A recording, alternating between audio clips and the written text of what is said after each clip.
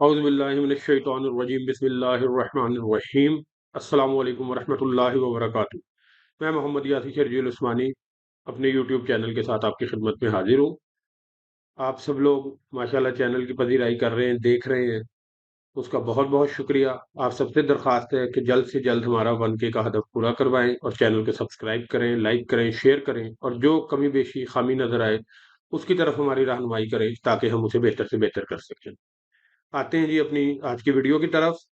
तो अब उसमें यानी कि हम आपको जो है मौज़ूआत की तरफ पहले तो जो टिकटॉक पे जो है पीटीआई का जलसा हुआ, उसके बारे में हम आपको बताएँगे कि कितने लोगों ने देखा और किस तरह का यानी कि जो है रिस्पॉन्स था। अच्छा, फिर जो है मुल्तान में जावेद हाशमी साहब के घर पे क्या हुआ, उस बारे में भी हम आपको बताएँगे और जो है किस वजह से हुआ और फिर जावेद हाशमी साहब के एनालिसिस के बारे में भी बताएँगे कि वो इलेक्शन के बारे में और जो है ख़ास तौर पे जो है मुल्तान की सीटों के बारे में यानी कि सीट के मेहरबानों की सीट के बारे में क्या कहते हैं शाह महमूद साहब की साहबजादी जो है मेहरबानो कुरैशी। तो चलें जी वीडियो शुरू करते हैं। अच्छा जी, पीटीआई ने टिकटॉक पे जलसा किया और ये तो आप सबको मालूम ही है कि जब भी पीटीआई जलसे का ऐलान करती है ऑनलाइन या कुछ भी, तो ये फ़ौरन जो है ये नेट की स्पीड स्लो हो जाती है।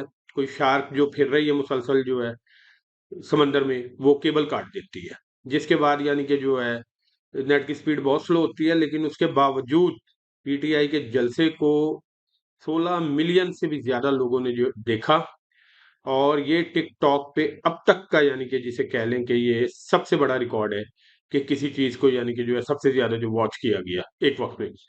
तो जो लोगों ने यानी कि उस वक़्त जो है एक चीज़ को यानी कि देखा और जो है ओवरऑल जो है सबसे ज़्यादा। और इसके बाद यानी कि जो दूसरे नंबर पे है वो अगर आप देखें तो वो तकरीबन जो है 8 या 9 मिलियन का है, कोई जो है।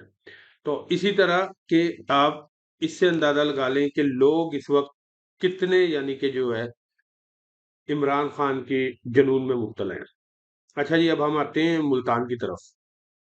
जावेद हाशमी साहब ने ए ऐलान किया जी कि वो जो है मेहरबानों की यानी कि जो है हिमायत करेंगे और इसी तरह जावेद हाशमी साहब के भतीजे जो हैं वो खड़े भी हैं इलेक्शन में पीटीआई की तरफ से। तो तकिया निशान है उनका। तो एक कन्वेंशन रखा गया, वर्कर्स कन्वेंशन जावेद हाशमी साहब के घर पे। तो अब जिस वक्त यानी कि वो कन्वेंशन हो रहा था, पुलिस ने वहां पे जो है भारी नफरी के साथ जो है एक तरह से कह लें छापा मारा और बदतमीजी की और पुलिस ने इल्ज़ाम लगाया जी कि हम पे जो है पथराव किया गया, हम इसलिए आए हैं। जबकि सबको पता है कि जी ये हर जगह पे हो रहा है और क्यों हो रहा है।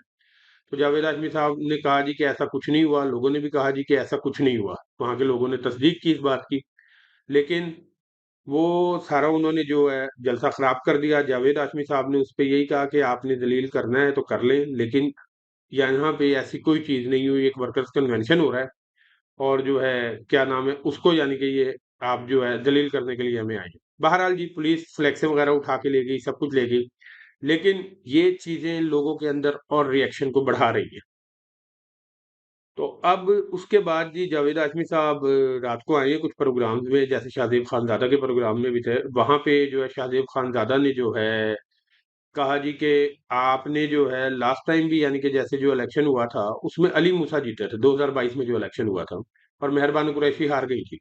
तो आप कैसे जो है कहते हैं कि इस दफा मेहरबान कुरैशी जीत जाएगी। तो जावेद आजमी ने कहा जी देखें इस दफा जो है लोग बहुत ज्यादा यानी कि जिसे कह लेना कि इमरान के मामले में बेइंतहा यानी कि जिसे कह लें कि लोग इस वक्त जुनून में और एक तरह से कह लें कि उन्होंने फैसला कर लिया है दो टोक और ये इलेक्शन एक तरफा होने जा रहा है। और उन्होंने पिछले इलेक्शन का हवाला दिया कि उस वक्त अली मूसा के जीतने की वजह ये थी कि हम सब अली मूसा की हिमायत कर रहे थे। अब जो अगर आप देखेंगे तो अली मूसा का वोट तो 4 जगह पे डिवाइड हो गया। अली मूसा को 1,10,000 वोट मिला था और मेहर बानो कुरैशी को 85,000 वोट मिला था। तो अगर आप देखें तो मेहर बानो कुरैशी का वोट उसी जगह मौजूद है, बल्कि वोट में इजाफा हुआ है आजकल के हालात की वजह से। और अली मूसा का वोट अगर आप देखें तो अली मूसा तो इस दफा तीसरे चौथे नंबर पे आएंगे, दूसरे नंबर पे भी आते नजर नहीं आ रहे। तो ये और ये एक बड़ा यानी कि जो है ये बात थी जेन्युइन जो जावेद हाशमी ने की। फिर जावेद हाशमी ने जो है कहा जी कि मैं बिल्कुल हिमायत कर रहा हूँ और उन्होंने अपनी हिमायत का ऐलान कर दिया है। और इस वक्त उन्होंने कहा है जी कि इमरान खान डट गया और इमरान खान सही है, मैं इमरान खान के साथ हूँ और इमरान खान हक पर है। एक शाह महमूद कुरैशी साहब ने जो है शुक्रिया भी अदा किया जावेद हाशमी साहब का। हालांकि आप देखें कि पिछले जब दोनों पीटीआई में थे और उससे पहले भी शाह महमूद साहब की और जावेद हाशमी साहब की बहुत ज्यादा यानी कि जिसे कह लें आपस में यानी कि जिसे कह लें कि ताल्लुकात अच्छे नहीं थे और टसलबाजी थी। तो और उस वक्त यानी कि जो है उससे पहले भी देखें तो शाह महमूद का और यूसुफ रजा गिलानी का एक ग्रुप होता था, जावेद हाशमी दूसरी तरफ होते थे। लेकिन इस वक्त जावेद हाशमी साहब ने ये साबित किया है कि वो हक के साथ खड़े होंगे, अपनी जिद और अना के साथ नहीं खड़े होंगे। तो ये बहुत बड़ी बात है। अच्छा, फिर जावेद हाशमी साहब की बड़ी जो है ना, उस वक्त जावेद हाशमी साहब के बारे में कुछ गलत कमेंट्स भी दिए गए जब पीटीआई छोड़ी और बातें हुई। तो साद रफीक साहब बड़ी हिमायत किया करते थे और बुजुर्ग सियासतदार और उनके उनके साथ ये हुआ और ये हुआ। अब आप देखिए साद रफीक को साफ क्यों किया, साद रफीक साहब क्यों नहीं बोले जावेद हाशमी साहब के हक में कि पुलिस जो कुछ करके गई है ये कितने शर्म की बात है। तो लेकिन साद रफीक साहब की कोई आवाज नहीं निकली। ये सब गुलाम है शरीफ फैमिली के, और जो है क्या नाम है, ये उनकी मर्जी के बगैर उफ भी नहीं कर सकते।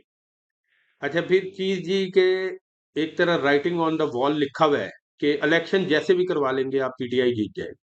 लेकिन अब मैं आपको उसका एक चीज है कि नजर भी आ रही है बहुत सारी चीजें, टिकटॉक का जलसा, लोगों ने निकलना शुरू कर दिया है।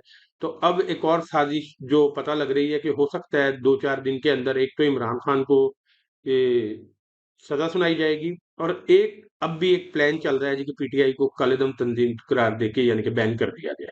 और वो बैन सिर्फ इसी वजह से किया जाएगा ताकि पीटीआई के जो कैंडिडेट नॉमिनेट हो गए हैं, अब लोगों तक उनके निशान पहुंच गए हैं, तो एन मौके पर उन्हें बैन करके इन सारे कैंडिडेट्स को जो है इलेक्शन से फारिग करवा दिया जाए। फिर उसके बाद यानी कि जो है अगर जो है दूसरे कैंडिडेट्स को नॉमिनेट भी करेंगे तो जो नेट का और ये चीजें कि वो निशानात अगले एक हफ्ते के अंदर पहुंच ही नहीं सकेंगे लोगों तक। तो आखिरी मौके पर ये काम किया जाएगा। इस साजिश के बारे में वादे तौर पे जो है ताकतवर हलकों में ये डिस्कशन हो चुकी है कि अगर हम इसके बावजूद भी ना रोक सके तो दो ऑप्शन है हमारे पास, एक तो इलेक्शन नहीं करवाना या इलेक्शन में इन लोगों को नहीं जाने देना। तो आप लोगों ने अपनी कंपेन जारी रखनी है, और इमरान खान डट के खड़ा हो गया है, तो हमने उसके साथ खड़ा होना है। इनका जो भी हथकंडा हो इंशाल्लाह हम उसे नाकाम बनाएंगे। बहुत बहुत शुक्रिया। अल्लाह हाफिज।